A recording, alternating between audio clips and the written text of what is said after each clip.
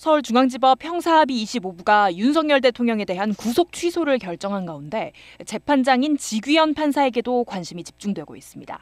지 부장판사는 김용현 전 국방부 장관, 노상원 전 국군정보사령관, 조지호 경찰청장 등 12.3 비상계엄 관련 피고인들의 사건을 전담하고 있습니다.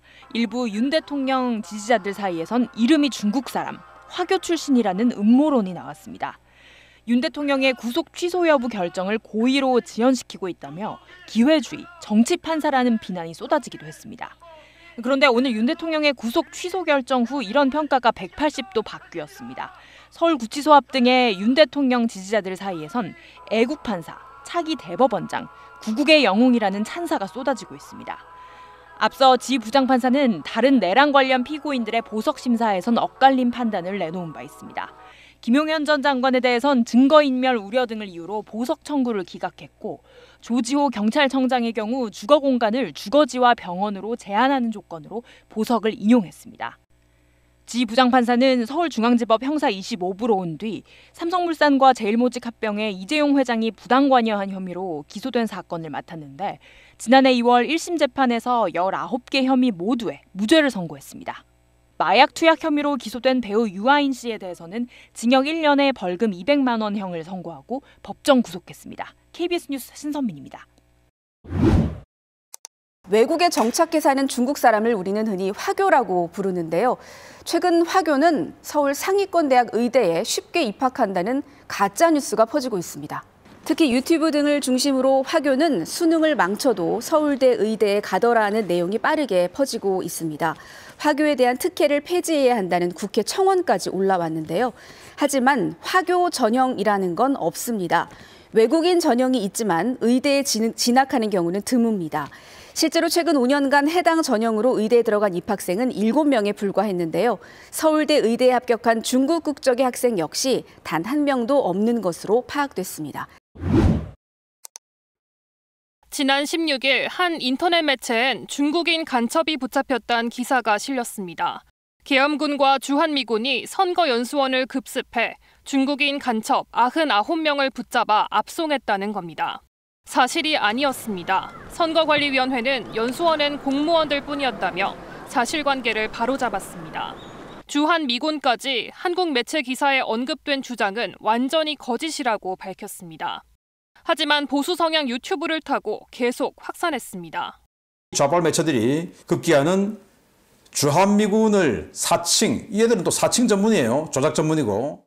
윤 대통령에 대한 구속영장 심사가 열렸던 지난 18일에는 서울 서부지법 앞에 중국 공안이 있었다는 주장이 인터넷상에서 번졌습니다. 깃발에 적힌 CN이라는 영문 글자가 중국을 의미하는 약자를 뜻한다는 겁니다. 역시 허위 사실이었습니다. 그 깃발은 그 충남 CN 충남의 1400가시 이룬 사기동대 1제대라는 뜻입니다. 표현의 자유를 넘어선 사실 왜곡과 허위 사실이 유포되는 상황. 정부의 강력한 대책이 필요하다는 지적이 나옵니다. 숙주가 되는 게 굉장히 비합리적인 유튜버들이라고 생각하고요. 히틀러 한창 판칠 때 거기서 팩트가 중요했을까요? 이와 함께 유튜브 콘텐츠 등의 소비자 역시 무분별한 수용보다는 비판적 사고가 필요하다는 지적이 나오고 있습니다. KBS 뉴스 민정입니다. 한 인터넷 매체의 보도입니다. 비상계엄 선포 당시 중국인 간첩 99명이 선거연수원에서 체포돼 주일 미군기지로 압송됐다는 내용이 담겼습니다. 부정선거론에 근거라며 거론되는 기사입니다. 하지만 해당 기사에 대해 주한미군은 공식적으로 부인했고 선관위는 허위사실이라며 매체를 고발했습니다.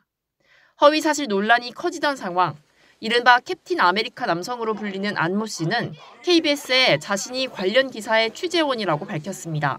스카이데일리에 간첩단 사건에 대한 그런 내용을 알고 있어서 제보를 한 사람입니다. 안 씨는 자신이 미국 국적이자 미군 출신의 블랙 요원이라고 주장하기도 했습니다. 안 씨를 불러 조사한 경찰은 사실과 다르다고 확인했습니다. 안 씨가 육군 병장으로 제대했고 미국 국적도 아니라고 밝혔습니다. 이미 안 씨는 중국 대사관을 난입하려 하고 경찰서 유리문을 부순 혐의로도 구속돼 조사를 받고 있습니다.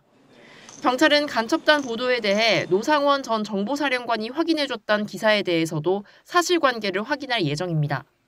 앞서 노 전 사령관 측 변호인은 KBS에 노 전 사령관이 전혀 모르는 내용이라고 했다며 완전한 소설이란 입장을 밝혔습니다. 중국 간첩단 기사를 쓴 해당 매체 기자는 출국 금지됐고 피의자 신분으로 경찰 조사를 받았습니다. KBS 뉴스 문예슬입니다. 국민의힘 나경원 의원이 일부 국가기관 외국인 임용을 제한하는 국가공무원법, 헌법재판소법 개정안을 발의하겠다고 했습니다. 중앙선거관리위원회, 헌법재판소, 감사원 등 헌법기관과 국가기밀 취급기관이 대상입니다. 이미 임용된 외국인과 복수국적 공무원에 대해서는 보안심사를 대폭 강화하는 내용도 포함시킬 것으로 알려졌습니다. 나 의원은 보도자료를 통해 국민 주권의 위임에서 비롯되는 공무원의 지위와 권한은 원칙적으로 대한민국 국적자가 담당하는 것이 헌법적 가치에 부합한다고 발의 배경을 설명했습니다. 이번 개정안 발의를 두고 나 의원이 선관위와 헌재에 중국인들이 깊숙이 관여했다는 음모론과 혐중 정서에 편승한 게 아니냐는 지적도 나옵니다. 앞서 우리나라 선거 관리에 중국인들이 참여해 부정선거를 조장했다는 주장이 나왔는데 윤석열 대통령 탄핵 심판에서도 대리인단이 이런 주장을 그대로 언급하기도 했습니다. 의혹이 확산되자 선관위는 외국인을 투표관리관으로 위촉한 사례는 없으며 다만 일시적으로 투개표를 돕는 사무원의 경우 21대 총선에서 중국 국적 대한민국 영주권자 1명이 있었다고 했습니다. 최근 윤 대통령 강성 지지자들 사이에선 몇몇 헌법연구관들이 중국 국적이라는 허위 정보가 유포돼 헌재 게시판에 비방글 수백 건이 올라오기도 했습니다. KBS 뉴스 신선민입니다. 주한 중국 대사관의 난입을 시도한 유튜버와 대사관 인근의 반중 시위, 중국인 간첩이 체포돼 주일 미군 기지로 압송됐다는 가짜 뉴스까지. 다이빙 주한 중국 대사가 확산하는 반중 정서에 우려를 나타내며 중국의 선거 개입설에 대해서도 터무니없다고 밝혔습니다. 부임 2달여 만에 한국 기자들과 첫 간담회를 연 자리에서 정치적 목적으로 반중 정서를 조장하는 세력은 극소수지만 이들이 파괴력을 지니고 있어 한중 관계에 큰 영향을 줄 수 있다고 말했습니다.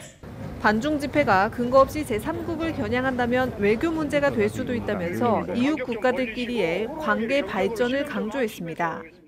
但是呢，我们应该汲取过去的经验教训，聚焦于我们的共同利益，而不是集中或者是放大我们的分歧点。 트럼프 행정부의 관세 부과에 대해선 폭력적이며 여러 국가의 양자 협의를 위반하고 있다고 지적했습니다. 多边主义的核心就是国际上的事情大家商量着办。 중국은 한반도 긴장 완화와 남북 대화 재개를 지지한다며 이를 위해 건설적 역할을 한다는 원칙을 일관되게 유지한다고 밝혔습니다.